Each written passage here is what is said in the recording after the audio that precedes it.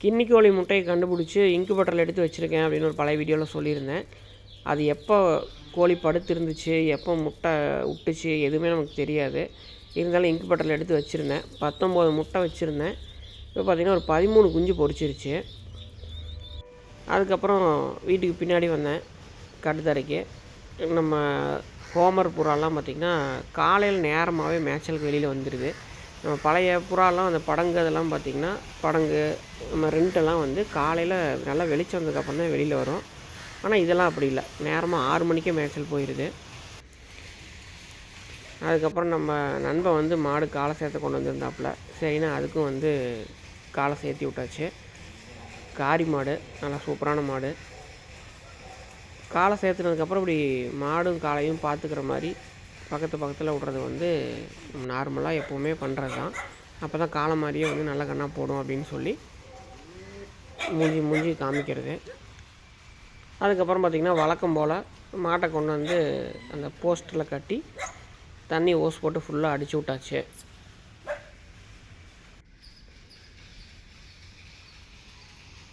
காலை கொண்டு வந்து கட்டுத்தரையில் கட்டியாச்சு. அவங்களும் கிளம்பிட்டாங்க. புதுசாக வாங்கிட்டு வந்த செவலக்கண்ணு காலக்கண்ணு அது பாட்டுக்கு படுத்துட்ருக்கு. மாடுகளும் காட்டுக்கு போகும்போது அடுத்தது எந்திரிக்கும். தவிடு பருத்தி கொட்டையெல்லாம் போட்டு வச்சோம்னாவே எல்லாம் எந்திரிச்சு கட்டுத்தரை சுற்ற ஆரம்பிச்சிடும். அது வரைக்கும் அமைதியாக படுத்துருக்கோம். கோழி ரூம்குள்ளே போய் பார்க்கலான்ட்டு போயிருந்தேன். அந்த கீரியோட பார்த்திங்கன்னா கின்னிக்கோழி முட்டையில் தான் படுத்துருக்கு. இது வந்து புதுசாக வாங்கிட்டு வந்த ஹோமர் புறா தான். ஹோமர்லேயே ஒயிட்டு. இது வந்து அடல்ட்டு பேருங்கிறதுனால ஒரு செமி அடல்ட்டு. அதனால் வந்து நான் வெளி கேஜில் விடலை, உள்ளேயே விட்டு ப்ரீட் பண்ணி குஞ்சுகளை எடுத்து கொண்டு போய் அங்கே விட்டுக்கலாம் அப்படின்ட்டு உள்ளேயே வச்சுருக்கிறேன். இதெல்லாமே பார்த்திங்கன்னா ஒரு 27 நாள் அந்த ரேஞ்சில் இருக்கக்கூடிய சிக்ஸ் தான், காடை சிக்ஸு. மற்ற காடைகள்லாம் வந்து முட்டைக்கு வர ஆரம்பிச்சிருச்சு. அப்படியே ஒவ்வொன்றா முட்டை விட ஆரம்பிக்குது. இதெல்லாம் பார்த்திங்கன்னா ஒரு 45 to 50 நாளுக்கு மேலே இருக்கும். காடை சீக்கிரமாக பெருசாகிடும், சீக்கிரமாக ப்ரீடிங்கும் ஆகும். கடைசி 2 இருக்கிறத வச்சு தான் நம்ம இத்தனை குஞ்சுகளையும் நம்ம உருவாக்கணும். இது 2 தான் நம்மக்கிட்ட இருக்கிற அடல்ட்டு பேரண்ட்டு. இனிமேல் வந்து இதை வந்து சேல் பண்ணிடலாம், இல்லை நம்ம ஏதாவது சாப்பிட்ற யூஸ்க்கு வேணாலும் வச்சுக்கலாம். இதுக்கப்புறம் இதெல்லாம் முட்டை வந்துடும். இதுகளுமே ஒவ்வொன்றா முட்டைக்கு வர ஆரம்பிச்சிருச்சு. அந்த கலரில் மட்டும் பார்த்திங்கன்னா 3 முட்டை விழுந்துருச்சு. மற்றலாம் ஒவ்வொன்று தான் விடுது. கலர் சீக்கிரத்தில் சைஸும் வந்துருச்சு, முட்டையும் வந்து விட ஆரம்பிச்சிருச்சு. அதுக்கப்புறம் ஆட்டு ஷெட்டுக்கு போயிருந்தேன். மல்பெரி செடி பார்த்தேன். அந்த கடைசியிலேருந்து வெட்டிட்டு வராங்க. வெட்ட சீக்கிரம் வளர்ந்துடுது மல்பெரி மட்டும். இத்தனைக்கும் வந்து நம்ம யூரியா அந்த மாதிரியெல்லாம் எதுவும் போடுறதில்ல. இதுக்கு வந்து ஆட்டு குப்பை தான் வந்து நம்ம அதிகமாக போட்டிருக்கிறோம். அப்புறம் பார்த்திங்கன்னா தென்னை மரத்தினோட அந்த மட்டையை அரைச்சி போடுற அந்த குப்பைகளும் வந்து நிறையா போட்டிருக்கிறோம். மல்பெரி வந்து காலையில் அரைச்சி கொண்டு வந்து ஒரு டைம் வந்து ஆட்டுக்கு போட்டு விட்ருவோம். அடுத்தது மறுபடியும் நைட்டு தான் போடுவோம். ஒரு நாளைக்கு 2 வேளை வந்து ரெகுலராக வந்து மல்பெரி போட்டுட்ருக்குறோம். எல்லா ஆட்டுக்குமே போடலாம். அது குட்டிகளுக்கு தான் நம்ம போடணும், பெருசுகளுக்கு போட்டால் கொழுப்பு கட்டிடும் அப்படிங்கிறதெல்லாம் கிடையாது. ரெகுலராக ஒன்றையே நம்ம அதிகமாக கொடுத்துட்டு இருந்தால் தான் அந்த மாதிரி ப்ராப்ளம்லாம் வரும். காலையில் சாயந்தரம் இந்த மாதிரி 2 வேளை கொடுக்கும்போதெல்லாம் எதுவுமே ஆகாது. இந்த மாதிரி கூடையில் வந்து காலையில் 2 கூடை, சாயங்காலம் 2 கூடை அந்த மாதிரி கொண்டு வந்து அந்த டப்பில் கொண்டு வந்து கொட்டுவோம். எல்லாத்துக்குமே நம்ம கொடுக்கலாம். மாட்டுக்கு, ஆட்டுக்கு எல்லாத்துக்குமே நம்ம கொடுக்கலாம். இதில் வந்து நம்ம வச்சுருக்கிறதுக்கு விற்கிற குட்டி எல்லாத்துக்குமே வந்து மல்பெரியெல்லாம் ஒரே மாதிரி தான் நம்ம போடுறோம். அளவு மாற்றியெல்லாம் கொடுக்குறதில்ல. குட்டி வந்து பால் குடிச்சிட்ருக்கும்போது ஆடு வந்து ஹீட்டுக்கு வந்து நம்ம கெடா சேர்த்துனோம்னா அதை ஆட்டோமேட்டிக்காக செனை பிடிச்சிடும். அந்தளவுக்கு ஆட்டில் எல்லாம் கொழுப்பு இருக்காது குட்டி பால் குடிச்சிட்ருக்கும்போது. பால் வத்துற வரைக்கும் விட்டு பால் வற்றுனதுக்கப்புறம் நல்லா உடம்பு ஏறினதுக்கப்புறம் நம்ம கெடா சேர்த்துனோம்னா செனை நிற்காம வேணால் போகலாம். யாருமே அந்தளவுக்கு விட மாட்டாங்க. ஏன்னா குட்டி போட்டு ஒரு மாதம், அதிகபட்சம் 2 மாதம் அந்த டைமில் ஆடு பருவத்துக்கு வரும்போது எல்லாருமே கெடா போட்டுருவாங்க. அப்படி பர்ஃபெக்டாக பண்ணிகிட்டு இருக்கும்போது எப்போவுமே தொல்லை வராது. இது பார்த்திங்கன்னா தீவனப்புல் கொஞ்சம் மிக்ஸ் ஆகிருக்கு. மாட்டுக்கு அரைச்சதில் மீதி இருந்திருக்கு. அதுலேயே மல்பெரியும் அரைச்சதையும் கொஞ்சம் மிக்ஸ் ஆகிருக்கு. இருந்தாலும் எல்லாத்தையுமே வந்து சுத்தமாக சாப்பிட்ரும். அசோலா பார்த்திங்கன்னா ரொம்ப கம்மியாக இருந்துச்சு. சும்மா ஒரு கைப்பிடி அளவு தான் நம்மக்கிட்ட உயிர் இருந்துச்சு அசோலாவுக்கு. மற்ற எல்லாமே நோய் வந்து போயிடுச்சு. அதில் நம்ம வந்து தண்ணி எடுத்துகிட்டு வேறு தண்ணி மாற்றி சுத்தம் பண்ணி மண் கொஞ்சம் புதுசாக போட்டோடனே சூப்பராக வந்துருச்சு. பப்பாளி வந்து நல்லா பழுத்து இருந்தது, பார்க்காம விட்டுட்டோம். அதுலேயும் 2 பழத்தை வந்து காக்கா கொத்திருச்சு. மரம் ஹைட்டாக போனதுனால ஈஸியாக போட முடியல. இதெல்லாம் பார்த்திங்கன்னா இந்த காக்கா கொத்திருச்சு. இன்னும் ஒரு பழம் நல்லாயிருக்கு. பீக்கஞ்செடியெல்லாம் வந்து நல்லா கொடி படர்ந்துருச்சு. இன்னும் ஒரு 20 நாள் அந்த ரேஞ்சில் வந்து 20 நாள் டு 1 மாதத்தில் வந்து காய் அறுக்க ஆரம்பிச்சிடலாம். ஃபஸ்ட்டு எப்போவுமே பீக்கங்காய் தான் வரும்.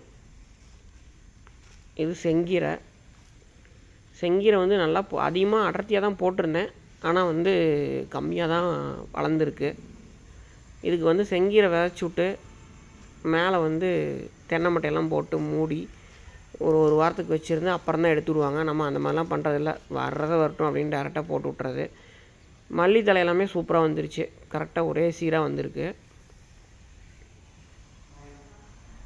வெண்டைக்காயும் அதே மாதிரி கரெக்டான க்ரோத் இருக்குது.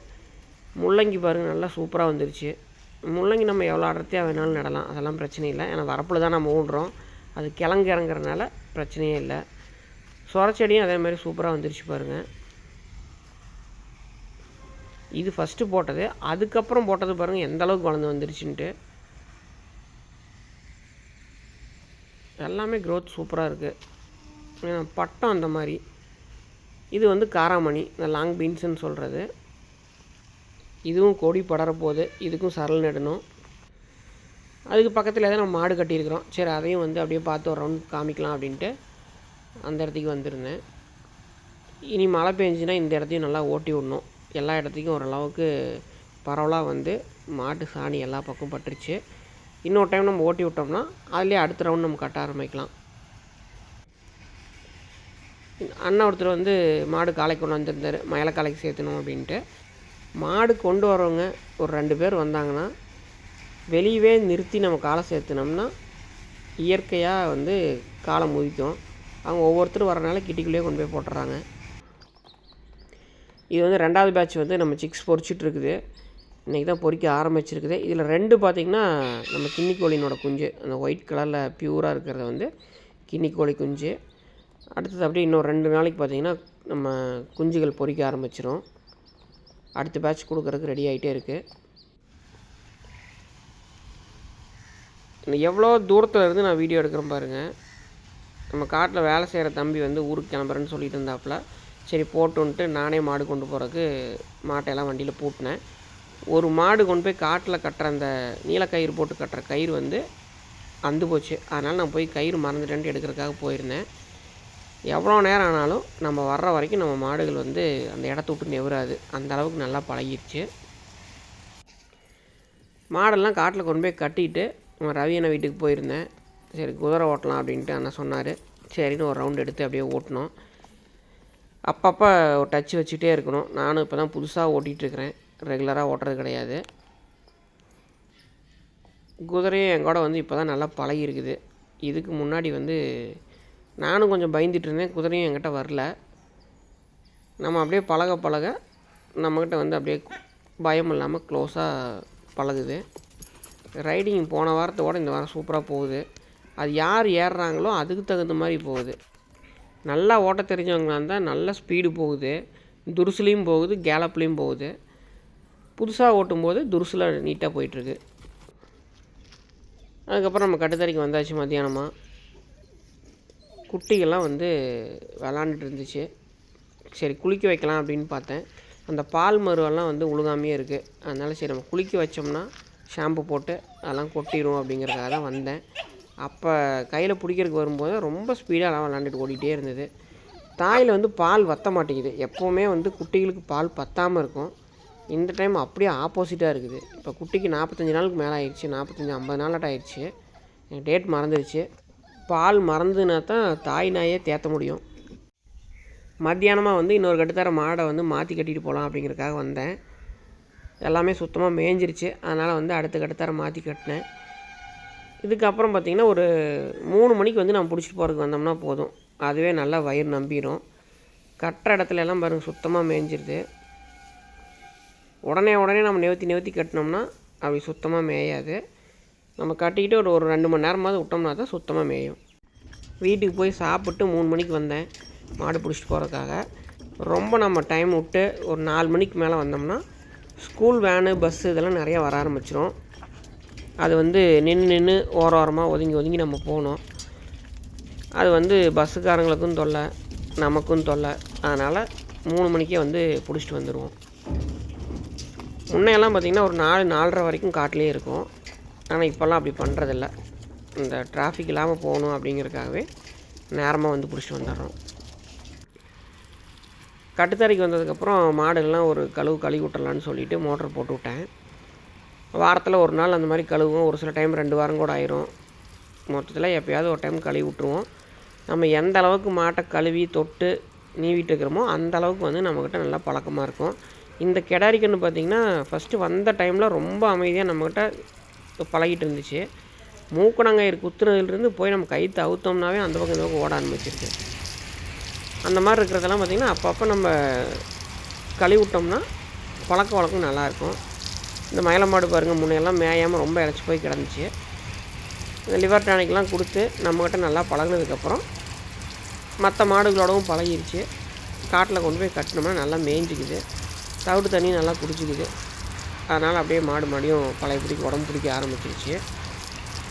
எப்போவுமே மாட்டை நம்ம வாங்கிட்டு வந்தோம்னா கழுவணும் நல்லா. அப்பப்போ நம்ம கழுவு தான் நம்மக்கிட்ட அது நல்லா பழகும். நிறையா பேர் பால் கறக்கிறது இப்படி கறக்குறீங்க அப்படின்னு நிறையா கேட்டிருந்தீங்க.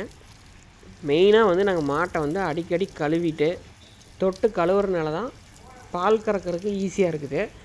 நம்ம பழக்கிறதுக்கு ரொம்ப ஈஸி.